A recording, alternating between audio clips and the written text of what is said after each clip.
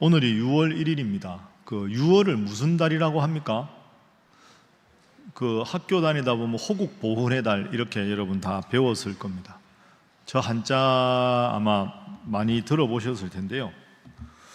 말 그대로 호국은 나라를 지킨다 이런 뜻이고, 보훈은 나라에 공을 세운 사람들, 그들의 공훈을 잊지 말고 보답하고 감사하자. 그래서 이제 호국 보훈의 달입니다.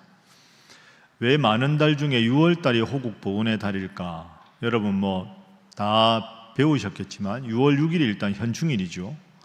그리고 6월 25일이 6.25 전쟁이 일어난 날입니다. 북한의 남침으로. 그 다음에 6월 달에 6월 10일이 있습니다. 1926년 60항쟁이라고 항일 투쟁 운동을 벌인 날, 그 60만세 운동이거든요. 그 6월 10일. 저런 게 6월 달에 들어 있습니다. 제가 질문 하나 드릴까요? 오늘이 6월 1일입니다. 6월 1일이 무슨 날입니까? 아니, 주일날 말고 6월 1일이 무슨 날입니까? 의병의 날입니다. 의병의 날. 의병 아시죠? 그러니까 공식 군대가 아니라 일반 백성들이 나라가 위기가 있을 때 스스로 일어나서 나라를 위해서 목숨을 걸고 싸우는 사람들을 의병이라고 하는데, 그 의병의 날이 6월 1일입니다. 그러니까 6월 달은 호국 보훈의 달, 그리고 이제 내일 모레가 대선, 대통령 선거하는 날입니다. 그러다 보면 6월 달이 그만큼 우리들에게 호국 보훈의 달. 여러분 사전 투표 하셨습니까? 여러분 투표권 다 있죠? 투표하십시오. 투표는 우리 국민의 신성한 권리이자 의무입니다. 그러면 이틀 앞에 이제 대통령 선거가 있는데, 그러면 이제 우리가 6월 달을 맞이하고 대통령 선거가 눈앞에 있는데 어떤 마음으로 우리가 나라를 위해서 기도해야 될까? 어떤 마음으로 우리가 투표를 해야 할까? 기독교인이지만 한국 사람으로 6월 달 또 대선을 앞둔 우리가 하나님 믿는 청년으로 어떤 마음으로 기도하고 이런 어려운 상황을 생각해야 되는가? 오늘은 이 질문에 대해서 성경의 해답을 한번 찾아보겠습니다. 구약 성경의 수많은 선지자를 예언자라고도 하는데, 그 중에서 나라가 어려울 때 활동한 대표적인 선지자가 예레미야라는 선지자입니다. 그 예레미야에 대해서 오늘 잠깐 생각해 보죠. 여러분 예레미야 들어봤습니까? 좀 익숙하지는 않지요. 예레미야 하면 어떤 시대인가 이게 좀 감이 안 잡힐 텐데, 제가 간단하게 예레미야라는 선지자의 배경을 설명을 드리겠습니다. 이스라엘이라는 나라가 한 나라였다가 북이스라엘과 남유다로 분리가 됩니다. 근데 이 북이스라엘이 기원전 722년에 아시리아라고 배웠을 텐데 아수르에게 멸망을 당합니다. 그러면 이제 나라가 남유다 하나가 남았죠. 근데 이 남유다는 기원전 586년에 바벨론에게 멸망을 당합니다.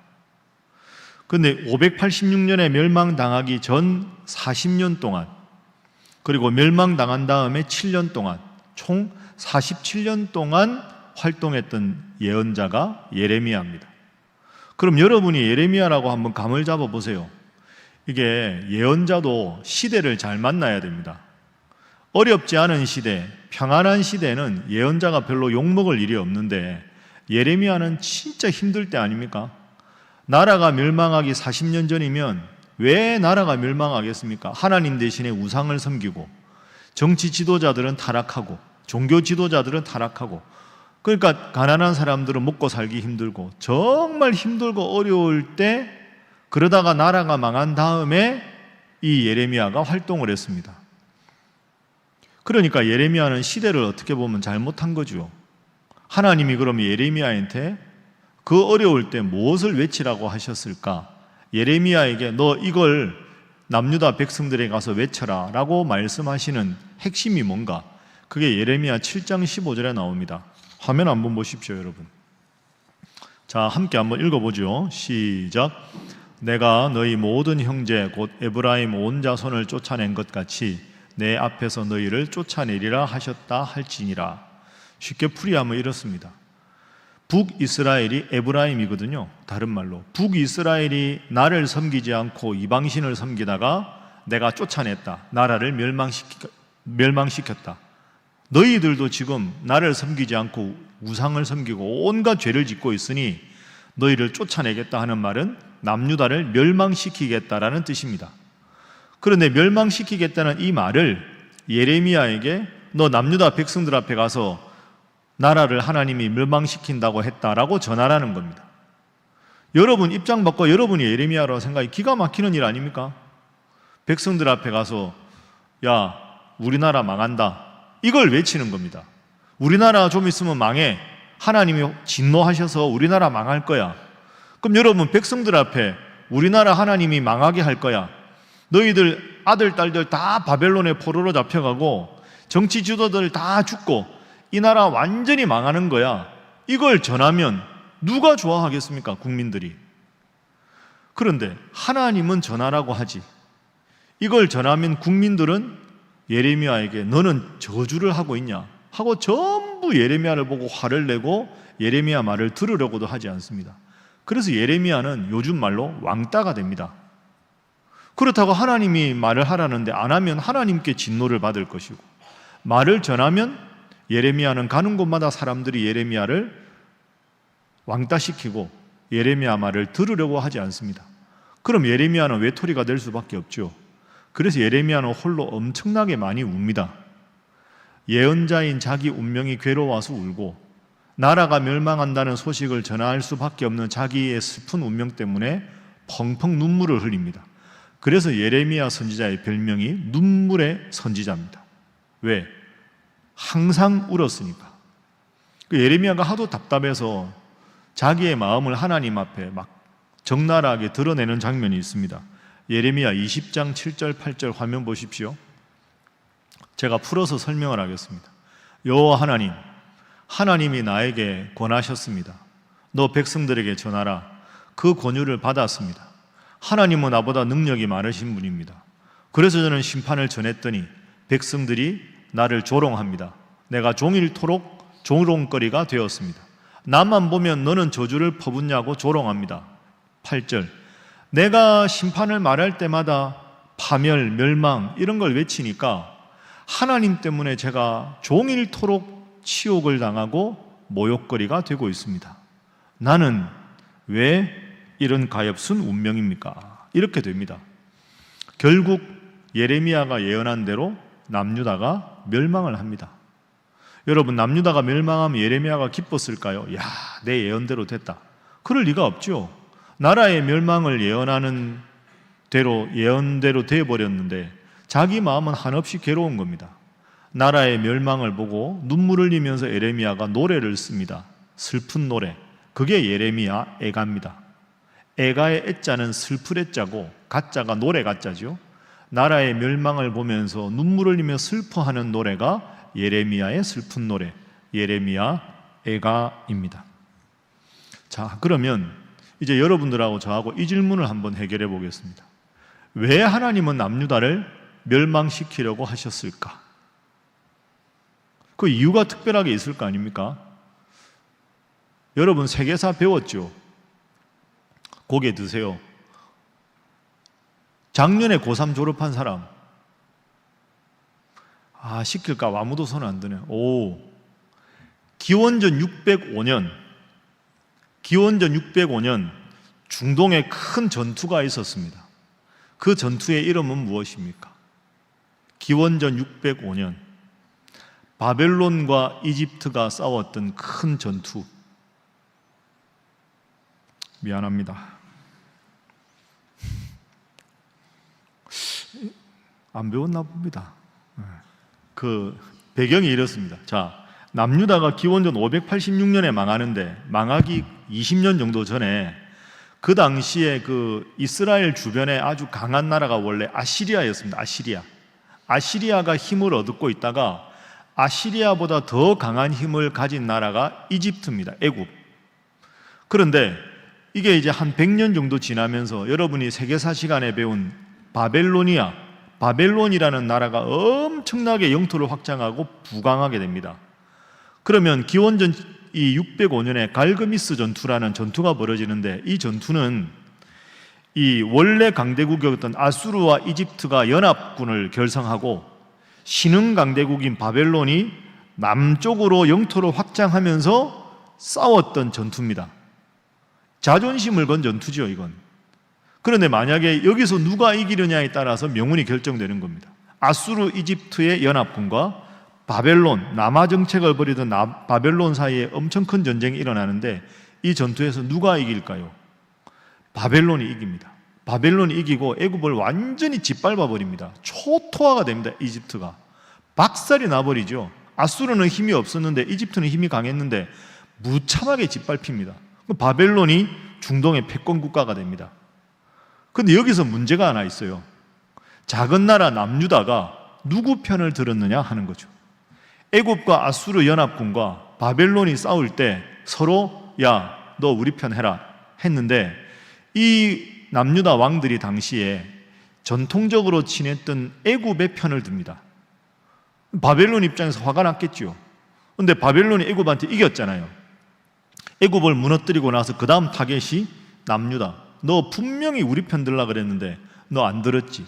그러고는 바벨론이라는 거대한 제국이 남유다를 침범하는 겁니다. 1차 예루살렘 공격, 2차 공격으로 거의 폐허를 만들고 그 나라를 다시 부흥시킬 만한 대단한 엘리트 젊은 귀족들을 바벨론으로 포로로 잡아갑니다. 그때 잡혀간 사람이 예를 들어서 다니엘 같은 사람입니다. 그런데 여기에 또 하나 문제가 있는데 남유다의 수도가 예루살렘인데 예루살렘을 완전히 초토화를 시켜야 바벨론이 이기는데 그게 쉽지가 않습니다. 예루살렘은 해발 고도가 700m가 넘습니다. 상당히 높은 지대거든요. 거기다가 이 기브론 골짜기하고 흰놈 골짜기가 있는데 골짜기 위에 우뚝 솟은 언덕이 있는데 그 언덕 위에 건설된 도시가 예루살렘입니다. 그러니까 예루살렘은 쉽게 말하면 지상군이 들어가서 싸워서 이기기가 거의 불가능한 구조입니다. 그래서 1차, 2차 침범으로 그 대단한 바벨론이 예루살렘을 격파하지 못합니다. 그래서 바벨론이 자존심이 상해서 3차는 다른 방법을 씁니다.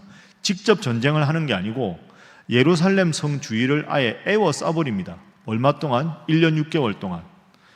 모든 문이란 문은 다 막고 예루살렘으로 아무런 식량과 음식, 식료품이 들어가지 못하게 하는 겁니다. 여러분 1년 반 동안 만약에 그 안에 성에 갇혀 있으면 먹을 게 점점 떨어지겠지요. 견디다가 성경에 보면 어떤 이야기까지 들리느냐 하면 부모가 먹을 게 없어서 자식을 죽여서 자식의 고기를 먹습니다. 그 성경에 나옵니다. 그 정도 되니까 백기를 들고 예루살렘 성이 무너지는 겁니다. 그래서 예루살렘이 3차에 무너지게 되지요. 이런 슬픈 상황을 보고 예레미야가 슬픈 노래 애가를 짓습니다. 예레미야 애가는 1장부터 5장까지 있습니다. 1장부터 5장. 자, 구절을 한번 볼까요? 자, 여러분 구절을 한번 보시죠. 표 한번 보여주세요. 예. 방송실. 예. 이게 예레미야 애가입니다. 예레미야 애가는 1장부터 5장까지 한 장이 슬픈 노래입니다. 총 몇 개입니까? 5개의 노래입니다. 자, 화면 보시면 공통점이 있죠. 공통점이 뭡니까? 말 안 할래. 네, 공통점이 뭐냐 하면 22절로 되어 있습니다. 22절, 22 곱하기 3절, 22절. 왜 22일까? 자, 우리 한글 자음이 몇 글자입니까? 기역, 니은, 디귿, 리을 이게 닷소리가 몇 글자죠? 말 안 할래. 14글자 아닙니까? 14글자.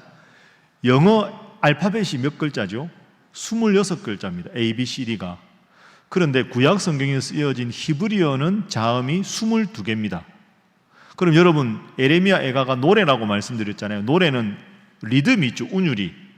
그 시 배울 때 두운법이라고 첫 글자를, 그러니까 저 22절이 이런 겁니다. 우리말로 하면 1장 1절은 기역으로 시작되는 단어, 1장 2절은 니은으로 시작되는 단어, 3절은 디귿, 이런 식으로 되어 있습니다. 그러니까 저걸 원문으로 보면 기가 막힌 문장입니다. 그래서 알파벳도 처음부터 끝까지를 써서 슬픈 노래 하나씩을 만들어낸 게 1장부터 5장까지입니다. 그런데 자, 밑에 보세요. 1장, 2장은 제가 지금까지 말씀드린 대로 나라가 망했으니까 상실, 수치, 괴로움, 나라가 망했으니까 절망을 노래하는데 4장, 5장을 보면 절망이 안 나옵니다. 완벽하게 나라가 망한 절망인데 희망과 소망을 말합니다. 그 이유가 뭐냐? 3장 때문입니다. 1장, 2장 넘어가다가 오늘 읽은 3장 19절부터 갑자기 모두가 절망에서 희망 모드로 바뀝니다. 그래서 애가가 아니고요, 3장 중반부터는 희망의 노래로 바뀝니다. 자, 질문. 3장이 몇 절까지 있습니까? 66절. 66은 22 곱하기 3입니다. 마지막 질문. 22 곱하기 3이면 22는 1장, 2장, 4장, 5장 같잖아요. 3이 뭘까? 3 곱하기 3인데 3이 뭘까? 3이 하나님을 뜻합니다.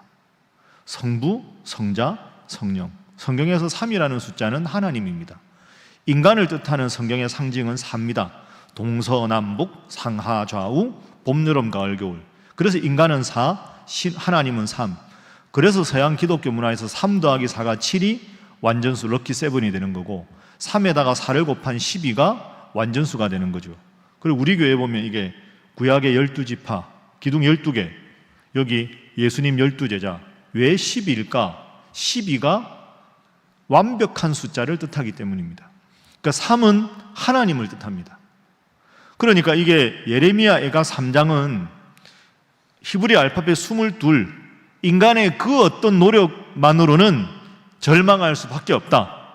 그런데 인간의 모든 노력에 곱하기 3, 하나님이 함께 하시면 절망이 희망이 되고 탄식이 회복으로 바뀐다. 이걸 고백하는 것이 예레미야 애가입니다. 그러니까 애가가 위대한 책인 거죠. 자, 한번 확인을 해보겠습니다. 오늘 이제 아까 성경 읽는 자매가 19절부터 읽었는데 19절, 20절 화면 한번 보시죠. 일단은 절망입니다.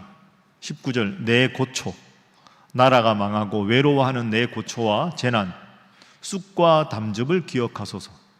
나라가 망하고 힘들어서 내 마음이 낙심이 되고 있습니다. 그런데 21절 넘어가 보면 반전이 일어납니다. 자, 함께 한번 읽어봅니다. 시작. 이것을 내가 내 마음에 담아 두었더니 그것이 오히려 나의 소망이 되었사오면. 한번 따라 읽어봅시다. 그것이 오히려 나의 소망이 되었습니다. 그 소망이라는 글자가 저기 처음 나옵니다. 왜 소망을 말할까? 예레미야가 가만히 생각을 하는 겁니다. 지금 남유다 백성들은 여러분 아시는 대로 하나님을 믿는 사람들입니다. 그죠? 다른 나라 사람들 보기에 하나님을 믿는 사람이 남유다입니다. 그런데 예레미야가 자세히 보니까 남유다 사람들은 하나님을 믿는 것처럼 보이는데 제대로 믿은 게 아닌 겁니다. 나라가 힘들어지면 하나님보다는 애굽이 넘버원, 의지할 첫 번째, 두 번째 아수르, 세 번째 정치 지도자, 네 번째 종교 지도자, 그런 거 다 없어지면 저 밑에가 하나님입니다. 그러니까 하나님을 믿긴 했는데 절실하게 하나님을 믿은 게 아니라 여러 가지 믿을 만한 대상 중에서 저 아래에 속하는 게 하나님인 겁니다. 그런데 나라가 망하고 보니까 애굽도 망해, 아수르도 망해, 정치 지도자가 될 엘리트들은 다 포로로 잡혀가, 정치 지도자들 숙청, 종교 지도자들 아웃, 희망이 될 만한 모든 게 다 사라져 버렸습니다. 모든 남유다 백성들이 보기에 우리는 완벽하게 끝이다, 바닥을 친 거죠.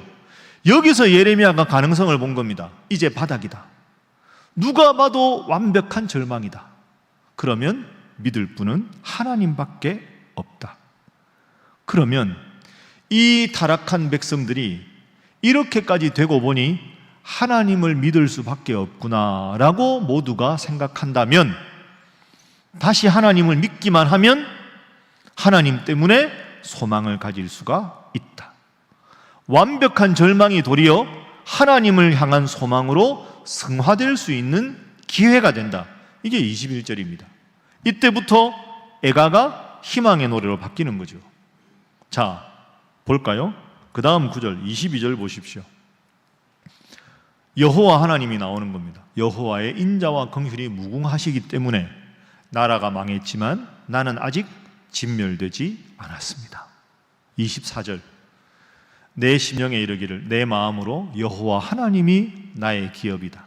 왕이 아니고 아수르가 아니고 애굽이 아니라 하나님이 나의 기업이고 이 나라의 기업이 되니 이제 내가 하나님을 바라봅니다. 25절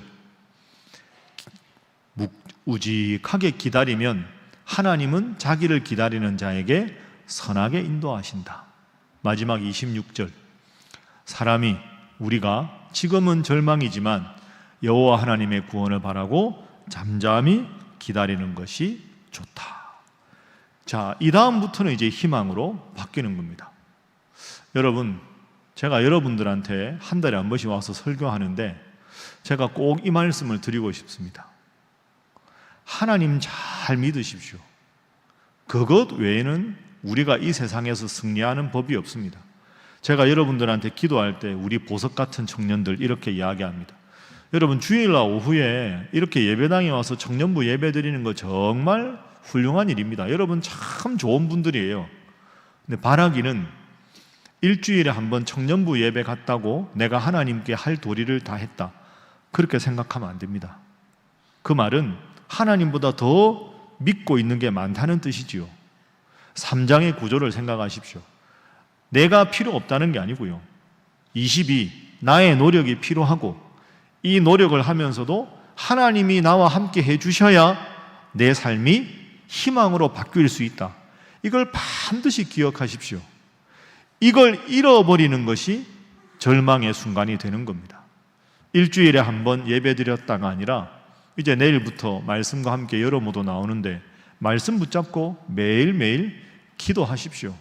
그게 제일 중요한 겁니다. 그것 외에는 인생에 행복이 없습니다.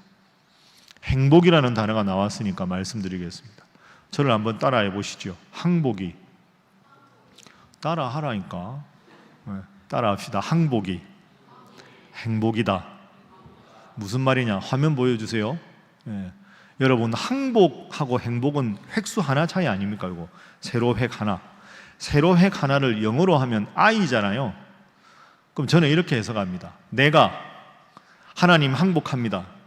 내 능력도 별로 없고 내 지혜도 별로 없고 하나님이 항복한다는 두 손을 드는 거니까 하나님이 내 손을 붙잡아 주십시오 하고 내가 하나님 앞에 겸손하게 하나님의 도움을 항복하고 구하면 그것에 행복이 있다.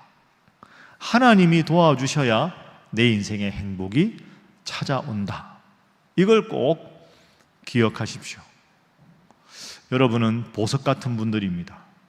그런데 그저 신앙생활 몇 년 했다는 걸로만 자랑이 되어서는 안 됩니다.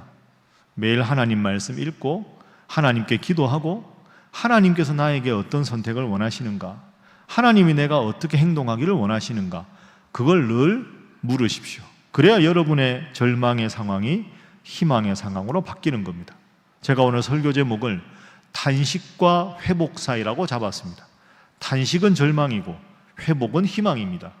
탄식이 회복되는 것, 절망이 희망으로 바뀌는 가장 결정적인 것은 예레미야가 자신의 절망적인 상황을 바라보다가 눈을 들어서 하나님을 바라보았을 때 하나님만이 나의 도움이시고 이 나라의 희망의 근거가 되신다라는 걸 깨달았을 때 희망을 가질 수가 있었습니다. 여러분들도 제가 목사라서가 아니라 여러분들이 청년이라서가 아니라 하나님을 잘 믿는 것이 나의 적은 능력이 아니라 하나님의 위대한 능력으로, 나의 짧은 지식이 아니라 하나님의 위대한 지혜로 여러분이 늘 하나님께서 함께 해주셔서 잘되고 잘되는 소망과 희망과 행복한 인생을 살아가는 우리 보석 같은 청년들이 되기를 주님 이름으로 축복합니다. 기도하겠습니다. 하나님 감사합니다. 오늘도 우리 보석 같은 청년들이 하나님 앞에 예배를 드립니다. 우리가 열심히 노력하게 하시되 우리의 노력만으로 내가 인생을 잘 사는 게 아니라 하나님, 나의 노력에 하나님이 함께 해주시고 나의 노력이 바른 것인지 깨닫게 해주시고 나의 계획이 하나님께 바른 것인지 늘 물어서 하나님 앞에 두 손 들고 기도함으로 인생의 행복이 거기에 있고 절망스러운 상황을 희망으로 바꾸어가는 것도 하나님이 나와 함께 하실 때 가능하다는 것을 깨닫고 그렇게 살아가는 청년들 되게 하여 주옵소서. 그것을 살아가면서 분명하게 경험해서 하나님 잘 믿는 것이 내 인생의 가장 큰 기쁨과 소망이라고 고백할 수 있도록 역사하여 주옵소서. 예수님의 이름으로 기도하옵나이다. 아멘.